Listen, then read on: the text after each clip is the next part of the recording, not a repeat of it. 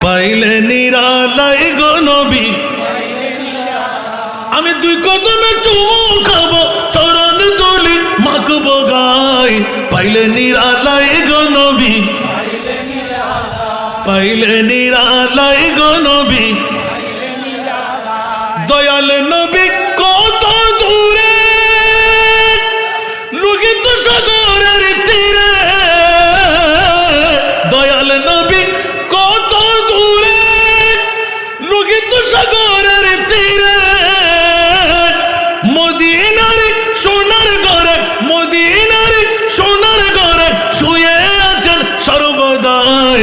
পাইলে নিরালাই গো নবী, পাইলে নিরালাই গো নবী, দুই কদমে চুমু দিব, চরণ তুলি মাখবো গায়। পাইলে নিরালাই গো নবী, ঠিক কিনা? আউলে হইয়াছি জান, আখিরাত করলে না গো মন। আউলে হইয়াছি জান, আখিরাত করলে না গো মন। দন্য হলো বিশ্বভুবন, দন্য হলো বিশ্বভুবন, শান্তি আলো দুনিয়ায়। পাইলে নিরালাই গো নবী, পাইলে নিরালাই গো নবী, দুই কদমে চুমু খাবো, চরণ তুলি মাখবো গায়। পাইলে নিরালাই গো নবী, ঠিক কিনা?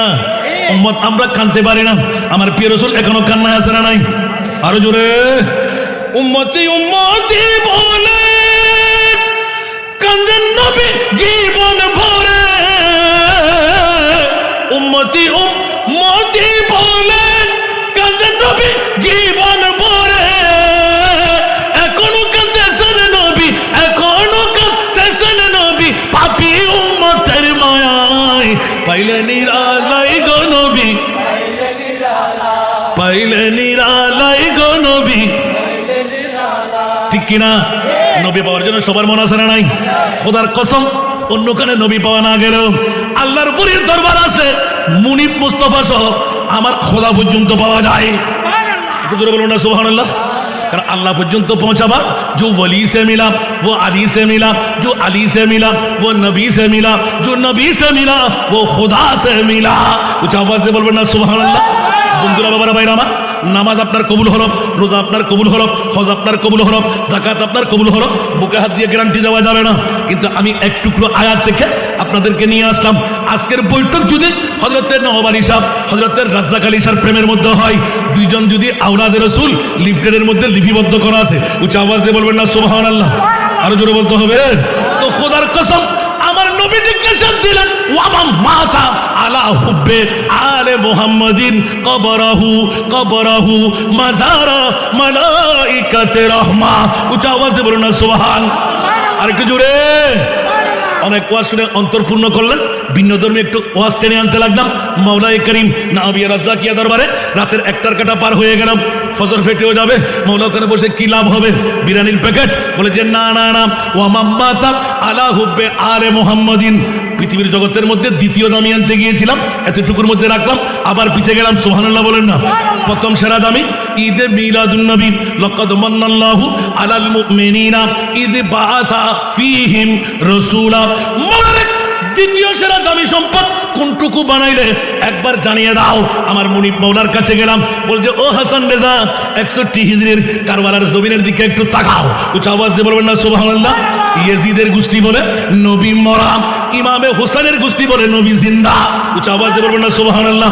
ও মুনিব, কিয়ামতের ময়দানে মা দুশমন, বাবা দুশমন, সন্তান দুশমন, ভাই দুশমন, বন্ধু দুশমন, খালাতো ভাই মামাতো ভাই দুশমন, সারা সম্বন্ধী দুশমন। তো বন্ধু কে হবে? আমার মুনিব মাওলা এলান দিলেন, ইল্লাল মুত্তাকিন। উচ্চ আওয়াজ দিয়ে বলবেন না সুবহানাল্লাহ। এখন যারা আসলেন, যারা বসলেন, ঘর ছাড়লেন, ঘুম ত্যাগ করলেন, মা ছাড়লেন, বিবি ছাড়লেন, লাভ করলেন না ক্ষতি করলেন? আরো জোরে বলতে হবে, মুখের নয় অন্তর থেকে বলতে হবে, ঠিক কিনা? আমার ভাষা না কোরআনের ভাষা। কোরআন না মানলে ঈমান কি থাকবে? তাহলে বুঝা গেল আজকে আওলাদ ওয়ালি শাহজাদা আল্লামা মোহাম্মদ আশরাফুল আলম কাদরি মাদ্দাজিল্লাহুল আলিম কোন পাগলামি?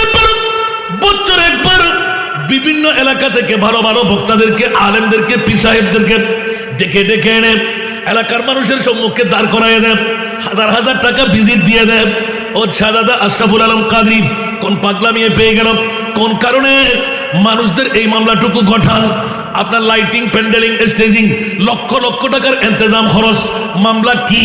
বলে যে এ আমার ভাইজান স্পষ্ট উত্তর পেয়ে যায় আল্লাহর কোরআন থেকে। চাইলে প্রিয় রাসূল সরওয়ারে কায়নাত সাল্লাল্লাহু তাআলা আলাইহি ওয়াসাল্লাম বিশ্বের জমিনে সুস্পষ্ট ভাষায় ঘোষণা দিয়ে দিলেন, যখন আমার মুনিব মাওলা বিশ্বের চরাচরে আয়াতে কারিমা নাযিল করে দিলেন, ওয়ালা সাউফা ইউতিকা রাব্বুকা ফাতারদা।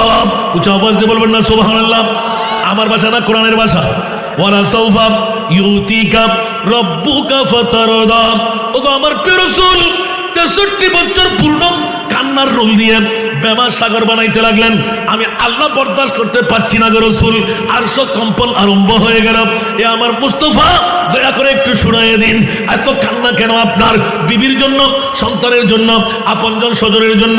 আমার প্রিয় রাসূল এলান দেন, ও মুনিব মাওলা একবার ব্যাখ্যা করে দিলেন, আপনি মুনিব মাওলা, আমি মুস্তাফার পাগল। আল্লাহ কার পাগল? নবীর পাগল। আল্লাহ কার পাগল?